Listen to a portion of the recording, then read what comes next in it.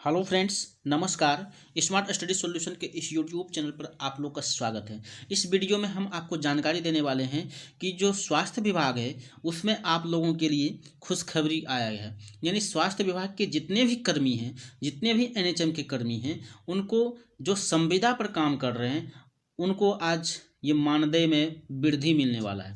यानी मानदेय में वृद्धि कर दिया गया है। यानी उनका जो वेतन अभी मिल रहा है फिलहाल, उसमें क्या है, वृद्धि देखने को मिलेंगे। यानी अब उसका सैलरी बढ़ गया है। तो किन किन कर्मियों का सैलरी बढ़ा है, किन किन स्वास्थ्य कर्मियों का सैलरी बढ़ा है, तो इस वीडियो में हम उसी के बारे में जानने वाले हैं। तो इतना जानिए कि बिहार के एएनएम जो भी हैं, जो भी 8853 हैं, उनके पहले भी जो भी संविदा कार्यरत हैं, उनके सभी वेतनों में, सभी के वेतन में मानदेय में वृद्धि किया गया है। चलिए उस ऑफिशियल जानकारी को देखते हैं और समझते हैं कि किन किन के लिए खुशखबरी जारी की गई है।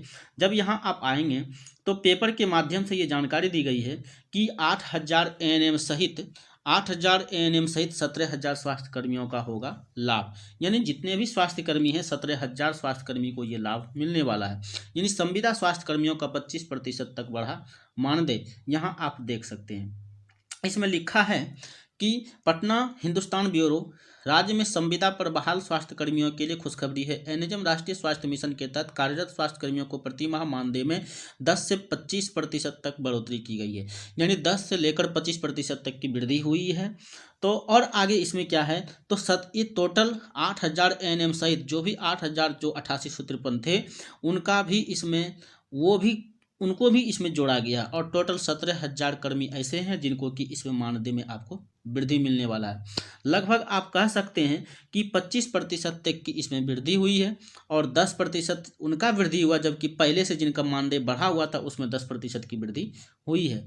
और अब जो न्यूनतम वेतन मिलने वाला है सभी संविदा कर्मी वाले को, तो न्यूनतम वेतन 15000 रखा गया और उससे भी अधिक आपको मिल सकता है। जिसका जितना सैलरी है उसके अनुसार 25% की वृद्धि हुई है इसमें। आगे यदि बात कीजिएगा तो सबसे अच्छी बात है कि जिस एएनएम का 12500 रुपये है, अब उन्हें 15000 मिलेगा। लगभग ये 12000 कुछ 500 डाटा कुछ गड़बड़ लगा, यानी 11500 ही मिलता है संविदा कर्मी को एएनएम के तौर पर जो काम कर रहे हैं। अब उन्हें क्या मिलेगा, 15000, यानी 14000 के 300 आसपास कुछ मिलने वाला है। ठीक है, तो इसमें एक मोटा मोटी आंकड़ा दिया गया है आपको। अब ये यहाँ समझेंगे किसको कितना सैलरी अभी मिल रहा है। यहाँ से आप देखेंगे तो एएनएम को 12500 रुपये, जो कि 11500 रुपये होना चाहिए यहाँ। तो प्रखंड सामुदायिक उत्प्रेरक 12000, लेखापाल को अभी 12500 मिल रहा है। प्रखंड मूल्यांकन सहायक को 12500 मिल रहा है। कालाजार टेक्नीशियन को 12000 मिल रहा है और परिवार नियोजन परामर्शी को 15000 मिल रहा है। ब्लॉक हेल्थ मैनेजर को 18000 मिल रहा है। हॉस्पिटल मैनेजर को 25000 मिल रहा है। ये सब क्या है, अभी मानदेय जो मिल रहा है प्रति माह उसका डाटा दिया गया है। अब जो वृद्धि होगा उसका तो अलग देगा, उसका अलग आप अपने अनुसार इसमें 25% की वृद्धि कर सकते हैं। अगर जीएनएम ग्रेड ए की बात करें तो जीएनएम के जो कैंडिडेट हैं वो 20000 उसको अभी सैलरी मिल रहा है और डीपीएम 32000 की सैलरी मिलती है। जिला लेखा प्रबंधक उसको 32000 मिल रहा है। जिला प्लानिंग को कोऑर्डिनेटर 20000 मिल रहा है। आशा ऑर्डिनेटर जो है कोऑर्डिनेटर, वो 20000 मिल रहे हैं। डाटा सहायक को 12500 मिल रहा है। क्षेत्रीय कार्यक्रम प्रबंधक 43000 मिल रहा है। रीजनल अकाउंट मैनेजर को 35000 मिल रहा है। तो ये सब डेटा जो दिया गया है अभी का, वर्तमान का दिया गया, अभी जो सैलरी मिल रहा है। तो आगे जो भी इसमें सैलरी बढ़ेगी वो आपका 25% सैलरी देखने को, बढ़ा हुआ सैलरी देखने को मिलेगा। यानी अगर आपका 20000 मिल रहा है तो 20000 का 25% निकालेंगे और उसमें ऐड कर देंगे 20000 में, तो वो जो आपका सैलरी बनेगा वो अब बढ़ा हुआ वृद्धि सैलरी मिलेगा। ठीक है, तो यही अब आप लोगों के लिए खुशखबरी जारी कर दी गई है। तो आप समझ सकते हैं कि कितनी बड़ी ये मात्रा में आपका निकाला गया है, बढ़ाया गया सैलरी। लेकिन इसको कुछ खास आप नहीं कर सकते हैं। ये अभी महंगाई के इस दौर में आपका 15000 में कुछ नहीं होने वाला है। आप समझ सकते हैं जो पटना के एरिया में है, जो मेन शहर में है, उसका आप समझ सकते हैं कि महंगाई कितना है। क्या 15000 में उसका चल जाएगा?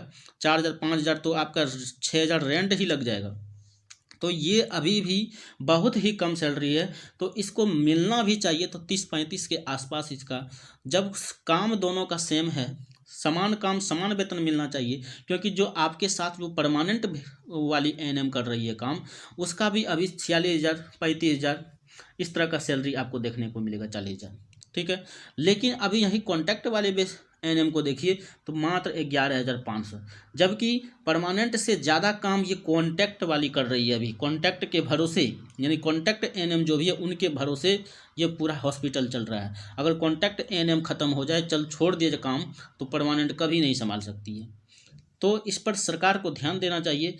दोनों का समान काम समान वेतन मिलना चाहिए। इनका भी सैलरी और दुगुना तीन गुना किया जाए, लेकिन ये सरकार इस पर ध्यान नहीं दे रही है। चलिए, जितना भी बढ़ा है वो आपके लिए खुशखबरी ही हो सकता है, क्योंकि आप उसी में अपना पेट भरेंगे, अपने परिवार चलाएंगे। तो अब देखिए क्या होता है। अगर उम्मीद है और भी बढ़ना चाहिए, लेकिन अगर नहीं है तो आपका जो रिजल्ट आया है अभी उसी में आप समझिए, आप कोशिश कीजिए, यानी आप भगवान से दुआ कीजिए कि मेरा सिलेक्शन हो जाए।